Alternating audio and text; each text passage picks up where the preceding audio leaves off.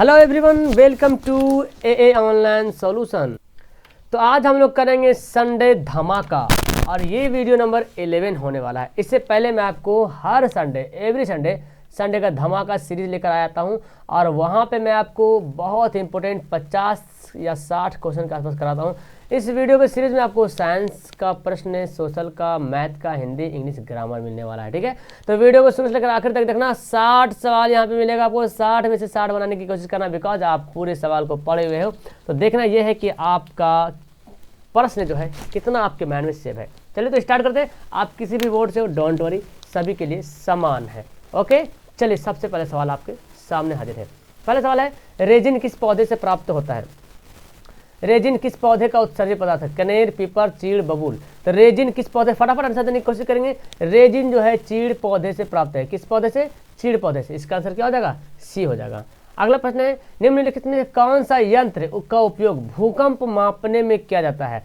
किस यंत्र का उपयोग भूकंप मापने में किया जाता है? स्टेथोस्कोप, लैक्टोमीटर, स्फेग्मोमैनोमीटर या सिस्मोग्राफ। तो भूकंप मापने के लिए सिस्मोग्राफ का उपयोग करते हैं। किसका? सिस्मोग्राफ का। स्फेग्मोमैनोमीटर जो है रक्तचाप का उपयोग करते हैं, रक्त दाब को मापने के लिए। लैक्टोमीटर दूध की शुद्धता मापने के लिए कहते हैं। स्टेथोस्कोप जब बुखार लगता है, फीवर मापने, बॉडी के टेम्परेचर नापने में किया जाता है। क्लियर है? अगला प्रश्न है, आरबीसी का निर्माण कहाँ होता है? Red blood corpuscles. आरबीसी का निर्माण कहाँ होता है? रक्त में, वृक्क में, बोन मैरो में, यकृत में। तो आरबीसी का निर्माण होता है बोन मैरो में, यानी कि अस्थि मज्जा में। कहाँ होता है? अस्थि मज्जा में जो है आरबीसी का निर्माण होता है। यानी कि इस सवाल का सही जवाब होगा ऑप्शन हमारा क्या हो जाएगा? सी इसका बिल्कुल करेक्ट आंसर हो जाएगा। ठीक है, इसका आंसर हमारा सी हो जाएगा। ओके, चलिए अगला प्रश्न पढ़ते हैं। हेनले की चाप पाई जाती है वृक्क धमनी में, वृक्क शिरा में, मूत्राशय में या नेफ्रॉन में? हेनले की चाप कहाँ पाई जाती है? तो हेनले की चाप पाई जाती है नेफ्रॉन में। कहाँ? नेफ्रॉन में। इस सवाल का आंसर हमारा हो जाएगा डी। अगला प्रश्न आपके सामने हाजिर है। अगला प्रश्न यहाँ पे देखें, सामान्य से उच्च रक्तचाप क्या कहलाता है? सामान्य से उच्च रक्तचाप होता है तो हाइपरटेंशन, हाइपोटेंशन, हृदयाघात, हृदय चक्र। तो सामान्य से जब रक्तचाप उच्च हो जाता है, रक्त बीपी जब हाई होता है, उसको बोलते हैं हाइपरटेंशन। क्या बोलते हैं उसको? बोलते हैं उसको बोलते हैं हाइपरटेंशन बोलते हैं। क्या बोलते हैं? ओके, तो हमारा आंसर क्या हो जाएगा? इस सवाल का आंसर हो जाएगा हाइपरटेंशन। इसलिए ज़्यादा हाइपरटेंशन होने की जरूरत नहीं है। यानी कि जब आप हाइपरटेंशन होता है यानी कि बीपी आपका बढ़ जाता है, सामान्य से बढ़ जाता है, हाइपरटेंशन बोलते हैं। ठीक है, अगला सवाल पढ़ते हैं। अगला सवाल देखिए यहाँ पे क्या लिखा हुआ है। अगला प्रश्न आप देखिए, इनमें से कौन नकदी फसल है? गेहूं, धान, जूट, तंबाकू। नकदी फसल कौन है इनमें से? तो इस प्रश्न का सही आंसर क्या होगा? नकदी फसल कौन है? नकदी फसल आपका है तंबाकू। तंबाकू जो है इनमें से क्या है? नकदी फसल है। यानी कि इस प्रश्न का आंसर क्या हो जाएगा? सी बिल्कुल सही आंसर होगा। अगला सवाल पढ़ते हैं। 7वां सवाल बोलता है क्या कि मेटरनिक कौन था? ऑस्ट्रिया का चांसलर था या फ्रांस का सम्राट था, रूस का सम्राट था या पर्सा का चांसलर था? मेटरनिक कौन था? तो इसका आंसर हो जाएगा ऑस्ट्रिया का चांसलर था। कौन था? मेटरनिक जो था ऑस्ट्रिया का चांसलर था। क्लियर है? यानी कि इस प्रश्न का सही आंसर क्या हो जाएगा? ऑप्शन हमारा ए हो जाएगा सही आंसर। ओके, अगला प्रश्न पढ़ते हैं यहाँ पे। अगला सवाल देखिए, सीडान का युद्ध किसके बीच हुआ था? Austria Parsa, Parsa Denmark, Parsa France या इटली रोम? सीडान का युद्ध किसके बीच हुआ था? तो 8 का आंसर हो जाएगा पर्सा फ्रांस। पर्सा और फ्रांस के बीच जो है सीडान का युद्ध हुआ था। कौन सा युद्ध हुआ था? सीडान का युद्ध हुआ था पर्सा और फ्रांस के बीच। ठीक है, अगला प्रश्न यहाँ पे देखते क्या बोलता है। अगला प्रश्न बोलता है, 9वां सवाल है, तृतीय गोलमेज सम्मेलन हुआ था। तृतीय गोलमेज सम्मेलन कब हुआ था? 1930 में, 31 में, 32 में, 33 में। तो पहला गोलमेज सम्मेलन 1930 में हुआ था, दूसरा 1931 में हुआ था और तीसरा हुआ था 1932 में। 1932 में तृतीय गोलमेज सम्मेलन हुआ था और महात्मा गांधी सिर्फ दूसरा गोलमेज सम्मेलन में गए थे। क्लियर है? अगला प्रश्न बोलता है, रॉलेट एक्ट किस वर्ष पारित हुआ था?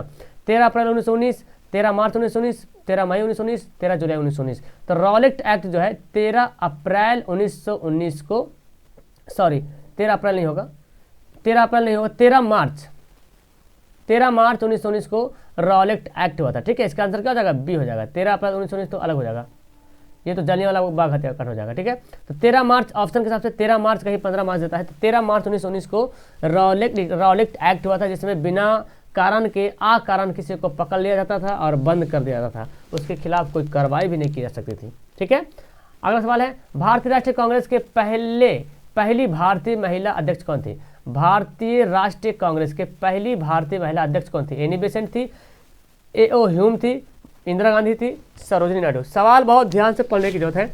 भारतीय राष्ट्रीय कांग्रेस के पहली भारतीय महिला, तो भारतीय महिला देखने से भारतीय महिला कौन है? इंदिरा गांधी तो कभी बनी नहीं फिलहाल यहाँ पे, सबसे पहले में देखा जाए तो पहले में तो बनी नहीं, तो ये है सरोजिनी नायडू, ठीक है, पहली भारतीय महिला है, ठीक है। और अगर सिर्फ बोलता कि भारतीय राष्ट्रीय कांग्रेस की पहली महिला, नहीं बोलता भारतीय, नहीं बोलता भारतीय राष्ट्रीय कांग्रेस की पहली महिला अध्यक्ष होता तो एनी बेसेंट होता। कौन होता है? Annie Besant. और ये ए.ओ. ह्यूम था भारतीय राष्ट्रीय कांग्रेस के स्थापना क्या था? ए.ओ. ह्यूम ने, ठीक है। चलिए अगला सवाल पढ़ते हैं। देखो विभाजन, यहाँ पे तो कुछ क्वेश्चन छूट रहा, मैं इसको अरेंज करता हूँ। विभाजन, कांग्रेस का विभाजन कब हुआ? कांग्रेस का विभाजन कब हुआ था? बहुत अच्छा सवाल है। कांग्रेस का विभाजन हुआ था 1985 में, 1905 में, 1906 में, 1907 में। तो 1907 में कांग्रेस का विभाजन हुआ था, ठीक है। और 1905 में जो देख रहे हैं वो बंगाल का विभाजन हुआ था। बंगाल का विभाजन 1905 में लॉर्ड कर्जन ने किया था, बंगाल का विभाजन। तो कांग्रेस का विभाजन जो नरम दल और गरम दल जो बढ़ गया था 1907 में, कांग्रेस का विभाजन हुआ था। और 1885 तो पता है भारतीय राष्ट्रीय कांग्रेस की स्थापना हुई थी। अगर सवाल है हाइड्रोकार्बन कौन, इनमें से हाइड्रोकार्बन कौन है? H2O, C3H8, CO2। तो हाइड्रोकार्बन आपको पता है, हाइड्रोकार्बन में हाइड्रोजन और कार्बन मिला होता है, हाइड्रोजन और कार्बन मिला होता है, यानी कि इस सवाल का आंसर होगा C3H8। कौन है हाइड्रोकार्बन? C3H8 है वो हमारा इस सवाल का आंसर हो जाएगा, हाइड्रोकार्बन है C3H8, हाइड्रोजन और कार्बन मिला हुआ है। अगला सवाल है OH, एक बॉन्ड, सिंगल बॉन्ड OH, अभिक्रिया मूलक को क्या कहते हैं? तो OH है, OH को बोलते हैं क्या? एल्कोहल। क्या बोलते हैं? एल्कोहल बोलते हैं। तो इसका आंसर क्या हो जाएगा? बी हो जाएगा। जिसके साथ मिलता है एथिल एल्कोहल तो एथेनॉल बन जाता है, मेथिल एल्कोहल तो मेथेनॉल बन जाता है, ठीक है, प्रोपेनॉल एल्कोहल बन जाता है, ठीक है। और बाकी तो आपको पता होना चाहिए। अगला प्रश्न यहाँ पे देखेंगे, प्रधानमंत्री नरेंद्र मोदी ने विमुद्रीकरण की घोषणा की। विमुद्रीकरण का मतलब होता है नोट का बदलाव, नोट का बदलाव। 500 नोट का चेंज हुआ था और 1000 का नोट जो बदल गया था, ठीक है। तो ये जो विमुद्रीकरण हुआ था कब हुआ था? तो 8 नवंबर 2016 को, 8 नवंबर 2016 को रात के 8 बजे, है ना, रात के 8 बजे मोदी जी ने ऐलान कर दिया था कि अब से, आज से मतलब 12 बजे बाद से रात से 500 और 1000 के नोट नहीं चलेंगे, नया नोट आपको मिलेगा, ठीक है। आपको पता होगा वो दिन। प्राणियों के शरीर में कितना प्रतिशत जल पाया जाता है? प्राणियों के शरीर में, यानी कि जीव जंतु जो है उनके शरीर में वो होता है 65%। कितना परसेंट? 65%। प्राणियों के शरीर में 65% जल पाया जाता है, यानी कि 19 नंबर प्रश्न का जो आंसर होगा क्या होगा? आंसर इसका सी होगा, ठीक है। अगला प्रश्न पढ़ते हैं, विश्व की कितनी प्रतिशत जनसंख्या भारत में निवास करती है? 17%, 18%, 20% या 22%, ठीक है। तो विश्व की कितनी प्रतिशत जनसंख्या, पूरा दुनिया की जो जनसंख्या है उस भारत में कितनी प्रतिशत निवास करती है? 17%। टोटल दुनिया में जितनी आबादी है उनका जो है, उन आबादी की जो है 17% जो है भारत में सिर्फ निवास करते हैं, ठीक है। अगला प्रश्न पढ़ते हैं, कौन बिहार की प्रमुख नदी घाटी परियोजना है? बिहार की दामोदर नदी घाटी परियोजना। तो दामोदर पता चला कि ये तो बंगाल की है। भाखड़ा नंगल ये भी बिहार के है नहीं। रिहंद सोन नदी घाटी, तो इसका आंसर हो जाएगा रिहंद। क्या हो जाएगा? रिहंद। कौन बिहार की प्रमुख नदी घाटी परियोजना है? तो रिहंद जो है बिहार की प्रमुख नदी घाटी परियोजना, सॉरी रिहंद नहीं होगा, सॉरी रिहंद नहीं, ये इसका आंसर होगा सोन नदी, सोन इसका सही आंसर होगा, ठीक है। बिहार की प्रमुख नदी घाटी परियोजना सोन नदी है। क्या होगी? इसका आंसर हो जाएगा सोन नदी। अगला सवाल पढ़ते हैं, जैव गैस एक अच्छा ईंधन है, इसकी तापन क्षमता क्या होती है? निम्न होती है, उच्च होती है, सामान्य होती है, इनमें से कोई नहीं। जो जैव गैस होता है सबसे अच्छा ईंधन होता है जैव गैस, एक अच्छा ईंधन है। तो इसकी तापन क्षमता मतलब हीट का जो पावर होता है, हीट पावर सबसे अधिक होता है, ठीक है, उच्च होती है, सबसे अधिक होती है, उच्च होती है। इसकी जो तापन क्षमता जो है उच्च होती है, निम्न नहीं होती, सामान्य उच्च होती है। अगला प्रश्न पढ़ते हैं, जिप्सम का रासायनिक सूत्र क्या है? जिप्सम का रासायनिक, बहुत बार जिप्सम और प्लास्टर ऑफ पेरिस ये बड़ा कंफ्यूजन वाला सवाल बनता है, ठीक है। तो जिप्सम का रासायनिक सूत्र यहाँ पे देखिए क्या बोल रहा है, NaHO3 H2O CaSO4 × 2H2O CaSO4 × ½ H2O, इनमें से कोई नहीं। तो आपको तो पता यही दोनों में से कोई होगा, और इनमें से सही कौन है? बी, ये है जिप्सम, और ये जो देख रहे हैं ये है प्लास्टर ऑफ पेरिस, है ना, प्लास्टर ऑफ पेरिस, क्लियर है, क्योंकि जिप्सम को ही गर्म करके प्लास्टर ऑफ पेरिस बनाया जाता है। तो जाहिर सी बात पानी की मात्रा कम है यहाँ पे, तो इसका आंसर क्या हो जाएगा, बी हो जाएगा। 23 का आंसर बी। अगला प्रश्न है, भारत में मोनो रेल की सेवा शुरू की गई थी कहाँ? चेन्नई में, कोलकाता में, पटना में, मुंबई में। भारत में मोनो रेल सेवा जो शुरू की गई थी कहाँ शुरू की गई थी? मुंबई में, यानी कि इस प्रश्न का सही आंसर हो जाएगा मुंबई। क्लियर है।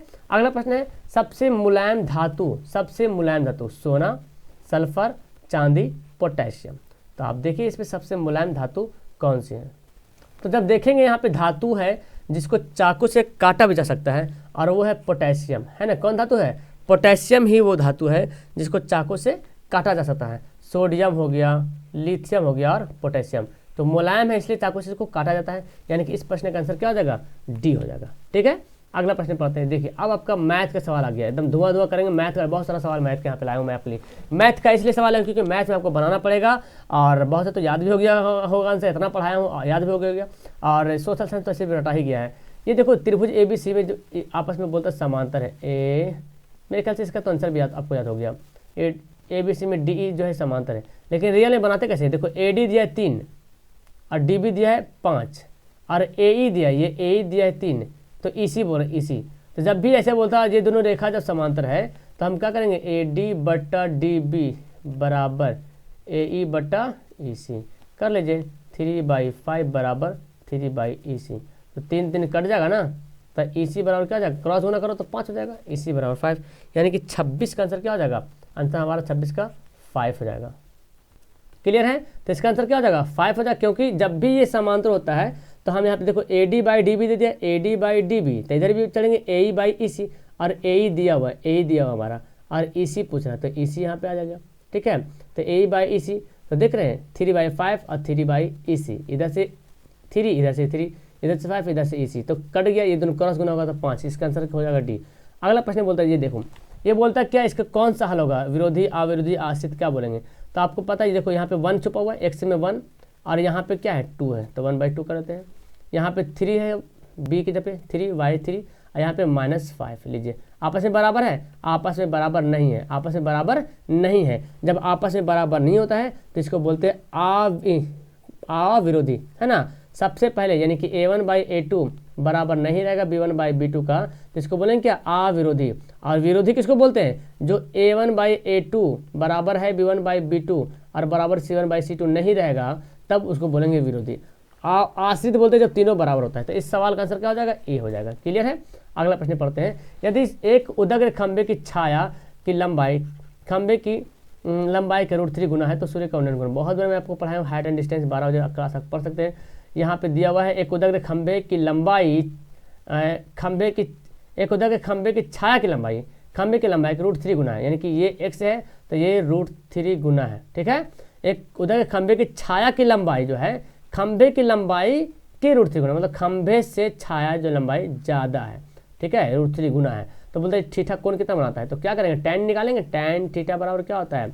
लंब बटा आधार, तो x/√3 कट जाएगा ये दोनों, तो tan थीटा बराबर क्या हो जाएगा? 1/√3, और 1/√3 tan 45 का वैल्यू होता है। किसका होता है? tan 45 होता है ना। 1/√3 किसका है? सॉरी tan 30 का होता है। tan 30 का वैल्यू तो 1/√3, यानी कि इसका आंसर क्या हो जाएगा? बी हो जाएगा। अगला प्रश्न पढ़ते हैं। ये दिया हुआ है मिलाने वाली रेखाखंड, 2 बिंदु दे दिया है यहाँ और मध्य बिंदु का नियामक। तो मध्य बिंदु का नियामक बहुत दिन हो गया पढ़े हुए, आपके माइंड में रिमाइंड हो जाएगा यहाँ पे, है ना। x1 + x2/2 y1 + y2/2। तो x1 कौन है? देखो हमारा -4 x1 है, और ये क्या है? x2 है, -4 और -8/2 और 2 -6/2, तो कितना हो जाएगा? -6/2 और -4/2, तो कट क्या जाएगा? -3। अच्छा सॉरी, ये तो जुड़ जाएगा ना, 8 + 12 हो जाएगा, 8 + 12 आता है, 2 छक -6 हो जाएगा, और ये तो -2, 6 -2, देखो -6 -2, -6 -2 है ना यहाँ पे। इसका आंसर क्या हो जाएगा? डी हो जाएगा, -6 -2।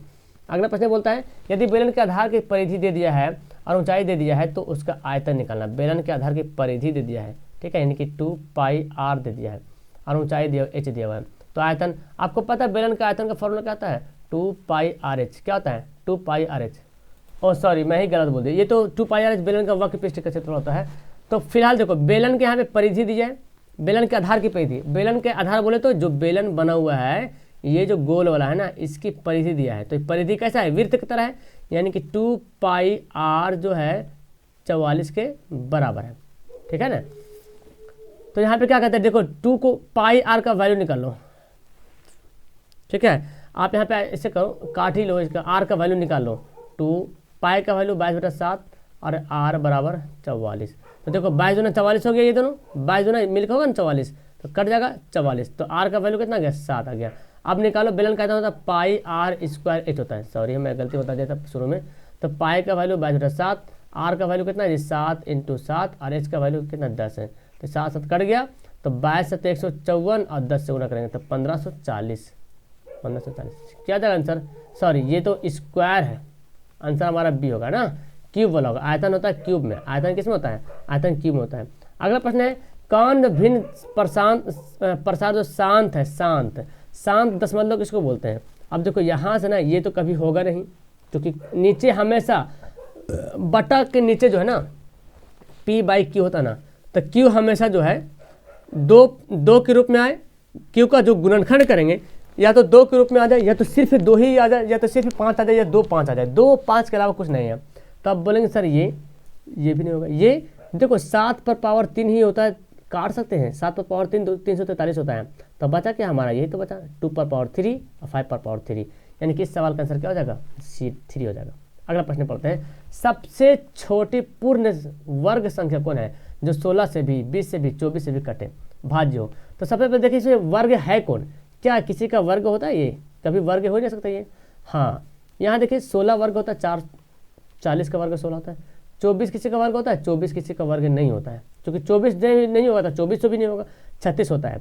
अब देखते हैं सबसे छोटा कौन है, हम 16 को काट के देखते हैं। देखो 1600 तो 16 से कट जाएगा, ठीक है, 20 से भी कट जाएगा, क्या 24 से कटेगा, तो हम देखते हैं 24 से कटेगा, हमको तो नहीं पता, 24 से पूरी कटने वाला है, 12 दूना 24, 8 दूना 16 कटेगा, 6 दूना 12, 4 दूना 8, देखो जी 2 दूना 200 दूना 400 नहीं कटेगा। इसका मतलब है कि यही है जो सबसे कटने वाला है, यानी कि इसका आंसर क्या हो जाएगा, डी हो जाएगा।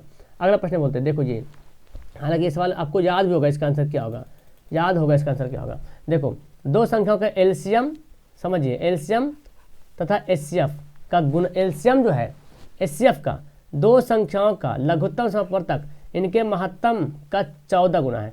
एलसीएम जो है एचसीएफ का 14 गुना है, ऐसे बोलता है, ठीक है। लघुत्तम समवर्तक एलसीएम तथा इन दोनों का जोड़ कितना है, 600 है, यानी कि एलसीएम प्लस एचसीएफ, इन दोनों का जोड़ जो है 600 है, ठीक है। तो बोलता कि एक संख्या दिया हो तो दूसरा संख्या निकालिए। तो देखो एलसीएम बराबर इतना आ रहा ना, एलसीएम बराबर इतना आया ना, देखो शुरू में क्या बोला, लघुत्तम समवर्तक एलसीएम जो है एचसीएफ का 14 गुना है, तो एलसीएम एचसीएफ का 14 गुना है, तो यानी कि एलसीएम इसके बराबर होगा। तो अब हम क्या करते हैं, एलसीएम के यहाँ पे 14 एचसीएफ बैठा सकते हैं, ये जो एलसीएम लिखा हुआ है 14 एचसीएफ प्लस, इसको लॉन्ग भी बना सकते हैं, लेकिन हम ज़्यादा लॉन्ग क्यों करें, जब यहीं बन जा रहा तो 14 एचसीएफ और एचसीएफ कितना हो जाएगा, 15 एचसीएफ हो जाएगा, बराबर कितना हो जाएगा 600, काट दो 15 एचसीएफ को, 15 से काटो तब कटेगा 15 से, बिल्कुल कट जाएगा जी, 15 से काटेंगे तो मेरे ख्याल से 40 बार कटेगा, शायद 40 आता है, 15 चौक 60, 600, हाँ तो एचसीएफ कितना आ गया 40 आ गया, एचसीएफ जब 40 आ गया कितना आ गया 40। और यहाँ बोलता है कि एलसीएम और एचसीएफ का जोड़ कितना है 600 है, एलसीएम और एचसीएफ का जोड़ कितना है 600, यानी कि हमको पता चला कि एचसीएफ कितना आया, एचसीएफ आया 40, तो एलसीएम कितना होगा, जब टोटल जोड़ 600 है तो 40 से एचसीएफ ही हो गया, तो बचा 560 बचा, है ना। अब पहली संख्या दे दिया, दूसरी संख्या निकालना, तो कैसे निकालते हैं, एलसीएम गुना एचसीएफ, यानी कि एलसीएम गुना एचसीएफ बटा पहली संख्या, है ना 280, तो दूसरी संख्या निकल जाएगा, काटा पीटी करो 0 0 कट गया, 28 दूना 56, 40 दूना 80, कितना आसान से बन गया यहाँ पे, है ना। अब तो किसी को समझ में आ ही गया होगा मेरे ख्याल से, अब कोई बंदा नहीं जिसको समझ में नहीं आया होगा। फिर देखो सवाल यहाँ बोलता है कि ये जो दिया हुआ है P/Q के रूप में प्रकट कीजिए, तो इजी है ना, इसको कुछ करना नहीं, 243 है ना, ये पॉइंट को काटेंगे, आप पॉइंट करने में तो 1 लिखेंगे और 2 अंक तो 2 0, ठीक है, बस ऐसे ही करना है। तो यहाँ पे मेरे ख्याल से इसमें कुछ है क्या, शायद ये प्रश्न जो है ऊपर रेकरिंग सेट डाला हुआ है, हालांकि ऐसे तो आ जाएगा, लेकिन मेरे ख्याल से प्रश्न रेकरिंग डाला हुआ है, यहाँ पे क्वेश्चन में नहीं दिख रहा, ये रेकरिंग डाला हुआ होगा। तो इसको कैसे बनाते हैं, 43 लिख देते हैं, और जिस पे रेकरिंग नहीं रहता है उसको घटाते हैं। पता नहीं ये सवाल कैसे लिखा हुआ है। अब यहाँ पे देखते हैं जी क्या होता है। और जिसके ऊपर रेकरिंग है ये 99, तो देखो 0 2 23, हाँ यही शायद आंसर होगा इसका यही आंसर होगा, यही इसका आंसर होगा। तो अगर ऐसे रहता तो ऐसे होगा आंसर, लेकिन मेरे ख्याल से इतना हल्का नहीं रहेगा तो ये रेकरिंग दिया रहेगा। ठीक है, आंसर हो जाएगा इसका ये। अगला प्रश्न पढ़ते हैं। यदि ये दिया हुआ है एफ एक्स बराबर 2x² + 6x - 6, तो अल्फा बीटा दिया हुआ है, तो अब यहाँ पे बताना इसमें से कौन सही होगा। तो देखो यहाँ पे अल्फा प्लस बीटा और अल्फा इंटू बीटा, ये दो condition, alpha plus beta, alpha into beta, alpha plus beta, alpha into beta. तो अल्फा प्लस बीटा क्या होता है, -b/a होता है। तो b कितना है 6 है, तो -6/2, a कितना है 2 है, यानी कि -3। और अल्फा बीटा क्या होता है c/a होता है। c कितना है, देखो c पहले से माइनस है और a कितना है 2 है, 2 है ना, तो कितना आ जाएगा -3। तो देखो दोनों आपस में क्या हो गया, बराबर हो गया, यानी कि a plus alpha plus beta और अल्फा इंटू बीटा आपस में क्या है, बराबर। इसका आंसर क्या हो जाएगा, a हो जाएगा। अगला प्रश्न बोलते हैं इसमें से कौन अपरिमेय संख्या नहीं है। अपरिमेय संख्या नहीं है मतलब कि परिमेय संख्या 3 है जो अपरिमेय संख्या है, ये क्या हो गया हमारा अपरिमेय संख्या होगा, ये भी अपरिमेय संख्या हो गया। अब देखते हैं ये क्या है जी, इसको देखते हैं परिमेय है क्या परिमेय है, तो ये भी हो जाएगा अपरिमेय। आप इसको हल करेंगे तो हो जाएगा परिमेय। क्यों, देखो यहाँ पे 2 - 5 और ये क्या है 4 प्लस 20 को हम क्या लिख सकते हैं, 2 दूना 4, 4 5 20, ऐसे लिख सकते हैं। अब गुना करते हैं ना, इसको इससे भी गुना करते हैं, इसको इससे भी गुना करते हैं, इसको इससे भी गुना करते हैं, इसको इससे भी। मेरे ख्याल से देखते हैं यहाँ पे 4 दूना 8, 2 को किए 4 से, फिर 2 को इससे करते हैं तो कितना जाएगा 2 दूना 4 √5, और ये करते हैं तो -4 √5 प्लस माइनस पता नहीं क्या होगा, अभी देखते हैं। 2 5 5 25, 5 दूना 10, तो ये तो हो नहीं रहा जी, है ना। इसको देखते 81, 81 तो होगा नहीं, तो मेरे ख्याल से इनमें से कोई नहीं होगा ना, तो हो तो जाएगा, इसका आंसर हो जाएगा ना। देखो ये दोनों क्या हो जाएगा, कट जाएगा, तो 8 में से 10, 10 में से 8 घटेगा तो -2 हो जाएगा। इसका आंसर क्या हो जाएगा, सी हो जाएगा। ठीक है, सी इसका सही आंसर हो जाएगा। चलो अगला प्रश्न बोलता है ये जो है क्या है, शांत है क्या शांत है। तो ये तो 1600 तो आ गया, 15/1600 को जब भी तोड़ोगे ना, तो देखो 1600 तो यहाँ पे दिया हुआ है, तो हम ऐसे करते हैं 15/16 गुना 100 लिख सकते हैं। 100 जब भी टूटेगा तो 2 5 में टूटेगा, 16 टूटेगा कि 2 में टूटेगा, तो कटेगा तो नीचे तो 2 ही 5 के रूप में आने वाला है। जब भी नीचे आएगा फैक्टर की जगह तो 2 5 के ही रूप में आएगा, यानी कि ये क्या आ जाएगा, शांत हो जाएगा। अगला प्रश्न बोलता है ये दिया हुआ है, अब बोलता है कि 1/α + 1/β का वैल्यू निकाले। बहुत बड़ी सवाल में पढ़ाया हूँ, लेकिन मेरे ख्याल से अच्छा दिन हो गया पढ़ाए हुए। देख लेते हैं सवाल, 1/α + 1/β कैसे करते हैं, अल्फा प्लस बीटा लेते हैं एलसीएम, तो अल्फा अल्फा कट जाएगा, बचेगा बीटा, बीटा बीटा कट जाएगा तो बचेगा अल्फा। अल्फा प्लस बीटा क्या होता है फॉर्मूला, -b/a होता है। और अल्फा इंटू, अच्छा ये तो हम एलसीएम, अल्फा इंटू बीटा क्या होता है c/a, और a क्या हो जाएगा, कट जाएगा, तो क्या बचेगा -b/c। b का वैल्यू कितना है जी, -3 है, और यहाँ भी माइनस, तो माइनस माइनस +3 है ना। और c कितना है 5 है, तो 5 यानी कि 3/5, जो कि आप बहुत बार बनाए 3/5। क्लियर है। अगला प्रश्न बोलता है देखो एक वृत्ताकार पथ पर 3 धावक जो है दौड़ रहे हैं, एक के स्थान से दौड़ना शुरू करता है। तो एक चक्कर लगाने में क्या बोलता है, बोलता है कि एक चक्कर लगाने में एक घंटा 3 घंटा 5 घंटा समय लेता है अलग अलग, तो तीनों पुनः कब मिलेगा। तो जब भी सवाल बोले ना तो इसका निकाल देना आपको क्या, एलसीएम। क्या निकालना है, एलसीएम। तो 5 तिया 15, 15 घंटा बाद तीनों जो है एक ही जगह मिल जाएगा। ठीक है। अगला प्रश्न बोलता है इसका बोलता है समांतर माध्य निकालने के लिए, क्या निकालेंगे, समांतर माध्य। कैसे निकालेंगे, समांतर माध्य मतलब माध्य निकालना है। तो आपको पता है x से, ये देखो ये 1 है 2 है 3 है 4 है 5 है, x हो गया, x + 3 हो गया, x + 6 हो गया, x + 9 हो गया। अब जो आप इसके बाद जो मैथ लाएंगे ना, सबका अलग टाइप का चेंज कर देंगे, बिकॉज ये सब अंक आपको रटा गया है मेरे ख्याल से। 1 2 3 4 5 आप लोग सब अंक रट गए, 1 3 4 5x हो गया, 5x प्लस कितना हो गया इधर देखो 9 6 15, अब बाद 15 15 30/5, तो 5 कॉमन हो जाएगा, तो x + 6/5 कट जाएगा, तो x + 6। आपको ये आंसर भी याद हो गया होगा देख देख के। ठीक है, तो नेक्स्ट टाइम से जब मैथ लाएंगे तो चेंज करेंगे कुछ इसमें। 0 और 15 तक प्राकृतिक संख्याओं का योग कितना होगा। प्राकृतिक संख्या का फॉर्मूला होता है n × n + 1/2। प्राकृतिक संख्या का योग निकालने का फॉर्मूला है 0 से 15 तक, यानी कि 15 तक निकालना है। ठीक है, अब तो 15 यहाँ पे दिया, 15 × 15 + 1/2, तो यहाँ पे 15 × 14 हो जाएगा /2, 2 से 10, 15 से तक कितना होता है 15 को 7 से गुना कर दो। अच्छा ये 15 एक 16 होगा ना, हम भी मिस्टेक कर रहे हैं। 15 इंटू, अब 15 एक 16 होगा ना, 2 8 16, तब 15 8 120। ठीक है, बिल्कुल सही है, मैं ही मिस्टेक कर दिया था। ठीक है, इसका आंसर सी होगा। अगला प्रश्न देखो, ये बोलता है कि इसका -1 -2 -3 -4 का 10वां पद निकालना। 10वां पद यानी कि 10वां नंबर पे क्या होगा ये बोल रहा।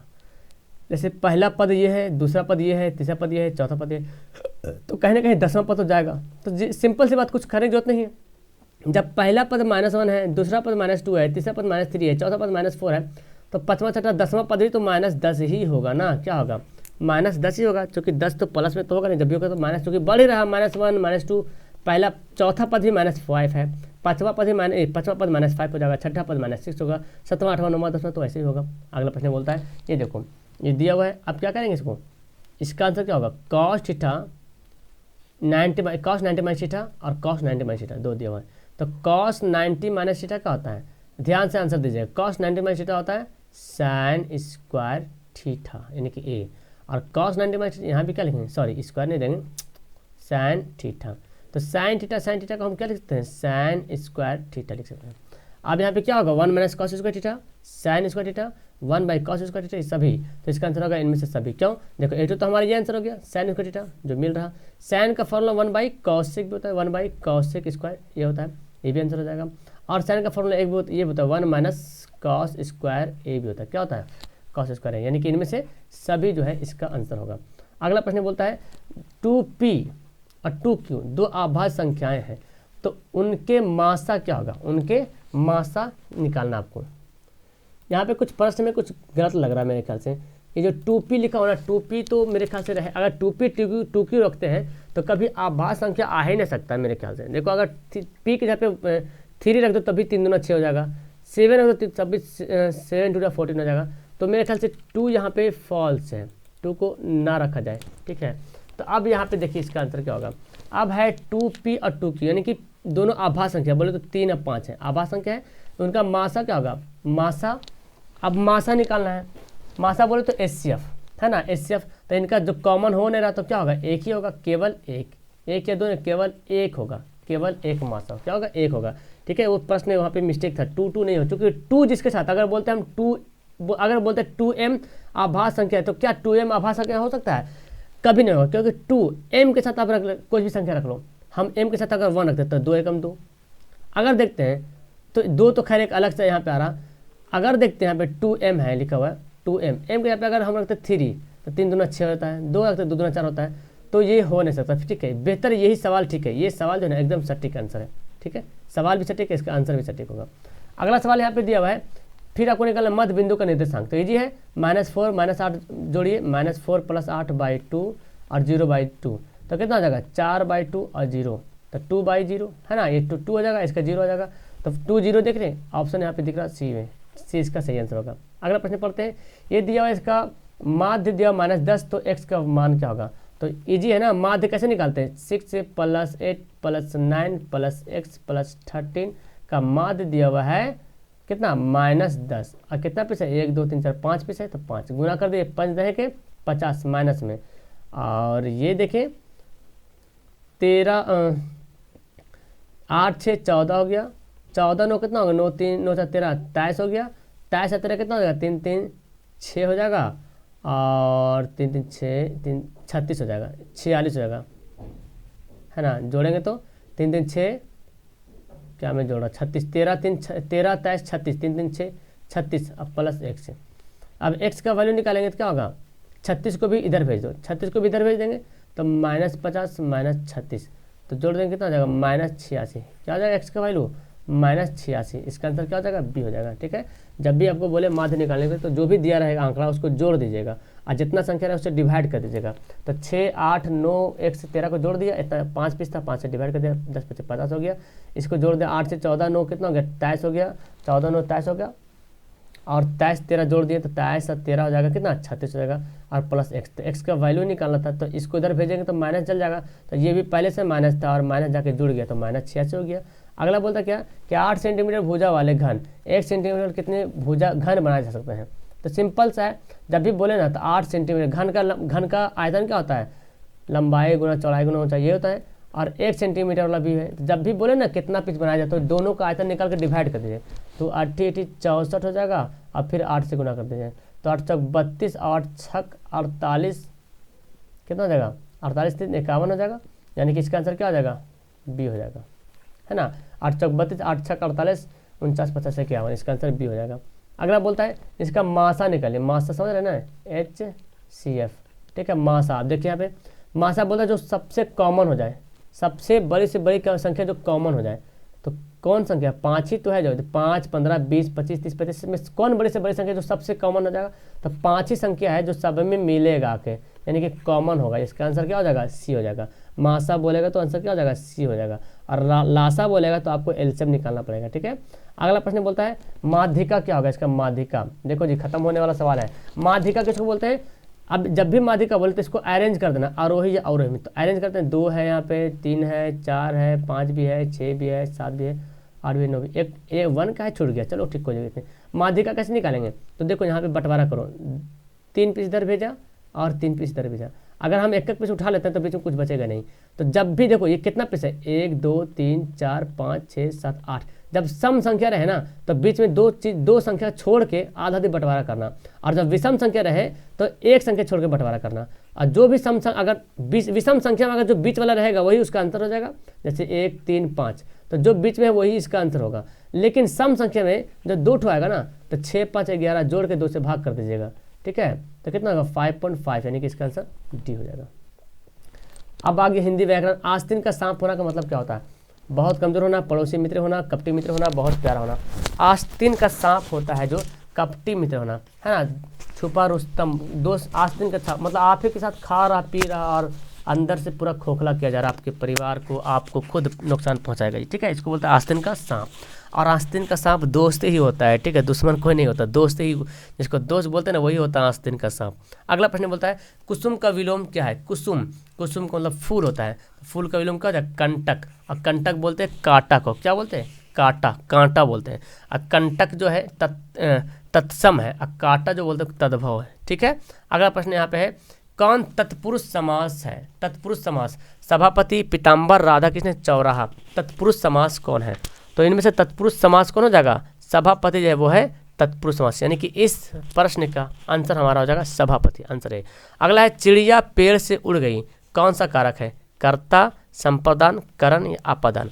तो से यहाँ पे 2 कारण होता है, कारक पता चलता है, एक करण भी होता है, एक आपादान से भी होता है। तो आपादान से पता चलता है कि कोई चीज़ से अलग हो गया, तो चिड़िया कहाँ से, पेड़ था और चिड़िया उड़ गई, मतलब अलग हो गया, यानी कि इसमें ऐसा रहेगा। तो सेंटेंस को पढ़ना पड़ेगा, जैसे मैं तुमसे बात करता हूँ, तो मैं तुमसे बात करता हूँ तो तुमसे हो रहा, इसमें तो कुछ अलग का कुछ भाव दिख नहीं रहा कि मैं तुमसे अलग हो गया। अगर मैं बोलता हूँ मैं घर से निकल गया, तो घर अलग हो गया, मैं निकल गया, तो से वहाँ पे होगा आपादान, ठीक है। और कर्ता ने संप्रदान के लिए होता है। अगला है निसंतान। देखो निसंतान कौन सी संधि है, निसंतान कौन सी संधि है। तो यहाँ तो देखी को पता चला कि निह लिखा हुआ है, निह किस में होता है, निह होता है विसर्ग संधि, विसर्ग का चिन्ह भी दिया हुआ है, ठीक है, यानी कि ये क्या है, कौन सी संधि है, विसर्ग संधि है। अगला सवाल आ गया आपका व्याकरण बोले तो हिंदी ग्रामर का। शी इज हेल्पिंग मी, इसका पैसिव वॉइस क्या होगा। तो पैसिव वॉइस बनाने का सिंपल तरीका है मैं बताऊं एकदम, एक बात तो ध्यान में रखें कि पैसिव वॉइस बनाने में इसका जो जिस फॉर्मेट में है, यानी कि प्रेजेंट इंडिफिनिट में है तो प्रेजेंट इंडिफिनिट ही रहेगा, पास्ट में प्रेजेंट में तो प्रेजेंट ही रहेगा, पास्ट है तो पास्ट में ही रहेगा, ठीक है। और हमेशा याद रखिए पैसिव वॉइस में V3 का इस्तेमाल करते हैं। आप पहले देखिए V3 किसमें, अरे बाप रे, तीनों में V3 है, ठीक है, तीनों में V3 है। उसके बाद यहाँ पे देखेंगे ऑब्जेक्ट जो यहाँ पे लिखा हुआ आई, जो आई ऑब्जेक्ट लिखा हुआ है, इस आई को क्या करते हैं, आई को जो मी है ना इसको सब्जेक्ट बनाते हैं, तो मी कहाँ बन जाएगा आई। तो यहाँ पे देखो इज एम आर लगा हुआ है, तो यहाँ सेंटेंस भी इज एम आर ही वाला होना चाहिए, तो वाज वाला तो होगा नहीं, ठीक है। और आई के साथ तो इज लगता नहीं है, ये भी गया। तो आई एम यहाँ भी देख लो नन ऑफ दिस भी लिखा हुआ है, ठीक है, आंसर नन ऑफ दिस भी हो सकता है, आई एम। और जब भी आई एन जी वाला आपको दे ना वॉइस बनाने के लिए, तो आई एम बीइंग क्या करेंगे, I am being helped by her, यानी कि इसका आंसर क्या हो जाएगा, सी हो जाएगा। अगला सवाल है सी हैड खाली जगह there, go there, went there, arrived there. आप एक बात याद रखें, हैड जब भी हैव हैज हो गया और उसके बाद भार्व लगाना है तो भार्व का तीसरा रूप लगाएंगे। और यहाँ पे तीसरा रूप क्या है, गो तो पहला रूप है, वेंट यहाँ पे दूसरा रूप है, और अराइव्ड है जो तीसरा रूप है, मतलब अराइव का है। तो फिलहाल इस सवाल का आंसर क्या होगा, शी हैड अराइव्ड देयर, वह वहाँ पहुँच गई थी। ठीक है, अगला है अमेरिका अटैक, खाली जगह Pakistan Japan, America attack Japan. अब यहाँ पे क्या ऑन, टू, एट लगेंगे या नॉन ऑफ दिस, जो आर्टिकल यहाँ पे जो लगाना है, ये जो प्रीपोजिशन जो लगाना है, क्या यहाँ पे फिल होगा, अमेरिका अटैक जापान। तो यहाँ पे कोई प्रीपोजिशन होगा नहीं, इनमें से कोई नहीं होगा। Simple, America attack Japan, America Japan पर आक्रमण किया या आक्रमण करता है। न्यूज़ पेपर में ऐसे ही रहता है, अमेरिका अटैक जापान। ठीक है, अगला है प्लीज़ लिसन, और खाली जगह पे प्लीज़ लिसन, आप बोलते रहते हैं हमेशा प्लीज़ लिसन। तो यहाँ पे क्या कौन सा है जो प्रीपोजिशन जिसको भरेंगे, प्रीपोजिशन कौन सा है, प्लीज़ लिसन टू मी, बोलते हैं हमेशा प्लीज़ लिसन टू मी। तो क्या होगा, प्लीज़ लिसन टू मी, क्या हो जाएगा इसका answer, please listen to me, मतलब क्या हुआ, मेरी बात सुनो, प्लीज़ लिसन टू मी, मेरी बात सुनिए, है ना। अगला है, और यहाँ पे सवाल है बड़ा मस्त का, कितनी सुरीली गाती है लता, गाती है लता, कितनी सुरीली गाती है लता। अब देखिए इसका आंसर क्या होगा, how melodious Lata sing, how melodious Lata sing is, how Lata melodious sing is sings, how melodious Lata sings. तो इसका आंसर आप बहुत लोग गलत देंगे आंसर। पहली बात तो अगर आंसर देंगे तो कहीं कोई ये दे देंगे, दूसरा आंसर देंगे तो कोई बंदा ये दे देंगे, लेकिन ये दोनों हो जाए गलत और ये तो हो जाए एकदम गलत है। तो आंसर इसका सी होगा, क्यों, डी होगा इसका आंसर, डी। क्यों, क्योंकि लता है नाम, किसी एक के नाम के साथ भर्व का पांचवां रूप लगता है, लता सिंह से। क्यों, क्योंकि प्रेजेंट इंडेफिनिट में ये सेंटेंस है, कितनी सुंदर गाती है लता, और ये एक्सक्लेमेशन का निशान है। ठीक है, विस्मयादि बोधक जिसको बोलते हैं, कितनी सुरीली गाती है लता। तो फिलहाल यहाँ पे 60 क्वेश्चन हो गया कंप्लीट। अब आप मुझे कमेंट करके बताएंगे कि 60 क्वेश्चन में से कितना क्वेश्चन आप सही बनाए हो। I will wait your comment. Okay, so कोई बंदा लाइक करो या ना करो वो तो अलग बात है, लेकिन अगर लाइक करते हो तो आपके जो अननोन बॉय है, जो चैनल पर नहीं जुड़े हैं और जो अगर जुड़ गए हैं तो उसके पास नहीं जा रहा वीडियो, तो आपके लाइक से हो सकता है उसके पास चली जाए। तो आप किसी गरीब को मदद नहीं कर सकते तो इतना तो कर सकते हो ना कि कोई बंदा भटक रहा हो तो आपकी लाइक से वीडियो उसके पास पहुंच जाती है। ठीक है, मतलब ज़्यादा चांसेस रहता है वीडियो पहुंचने का, इसलिए तो बंदा सब जुड़ रहा।